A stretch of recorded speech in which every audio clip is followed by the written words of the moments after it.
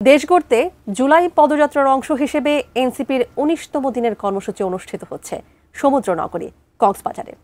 বেলা ১২টায় শহরের bus terminal থেকে public library প্রাঙ্গণ পর্যন্ত এই পদযাত্রায় অংশ নিচ্ছেন নাহিদ, সার্জিস ও হাসনাত সহ এনসিপির কেন্দ্রীয় নেতারা।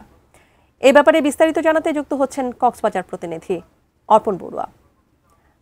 অর্পণ, জুলাই পদযাত্রার অংশ হিসেবে আজ কক্সবাজারে আছেন এনসিপির নেতারা। আপনার কাছ থেকে জানতে চাইব সর্বশেষ অবস্থা। ঠিক এই মুহূর্তে বাস টার্মিনালে এনসিপির নেতাকর্মীরা বিভিন্ন উপজেলা থেকে এসে মিছিল সহকারে যোগদান করছেন। ঠিক এই মুহূর্তে আমরা দেখতে পাচ্ছি এখানে বিভিন্ন জায়গা থেকে এনসিপির নেতারা এসেছেন এবং এখানে স্লোগান দিচ্ছেন। বিভিন্ন স্লোগানে মুখরিত হয়ে উঠেছে বাস টার্মিনাল, যে জায়গাটি রয়েছে কক্সবাজার শহরের সেই বাস টার্মিনাল এলাকা।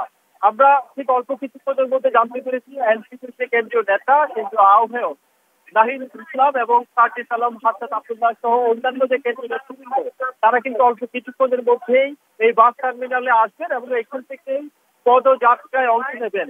মূলত ১৯তম দিনের কর্মসূচির অংশ হিসেবে এই পদযাত্রা কক্সবাজারে সমুদ্রনগরী কক্সবাজারে অনুষ্ঠিত হচ্ছে।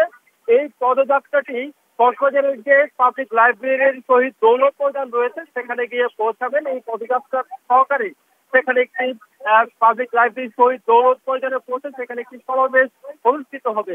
পরবর্তীতে সমাবেশ শেষে এনসিপির নেতৃবৃন্দ এই কক্সবাজার থেকে বান্দরবানের উদ্দেশ্যে সড়ক পথেই যাত্রা করবেন এবং প্রতিমধ্যে রামুতে একটি পথসভা এবং লিফলেট বিতরণের কথা রয়েছে। পরবর্তীতে প্রতিমধ্যেই ঈদগাঁও এবং চকরিয়াতে আলাদা দুটি সমাবেশ পথসভা অনুষ্ঠিত হওয়ার কথা রয়েছে।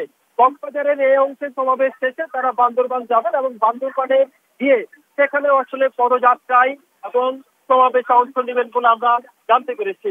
এনসিপির এই পদযাত্রা কর্মসূচিকে সামনে রেখে এনসিপির যে কক্সবাজারের নেতাকর্মী, তাদের মধ্যে আসলে গত কয়েকদিন ধরেই উচ্ছ্বাস এবং আনন্দ উচ্ছ্বাস বিরাজ করছিল। এখানে বিভিন্ন উপজেলা থেকে মিছিল সহকারে এসেছেন বিভিন্ন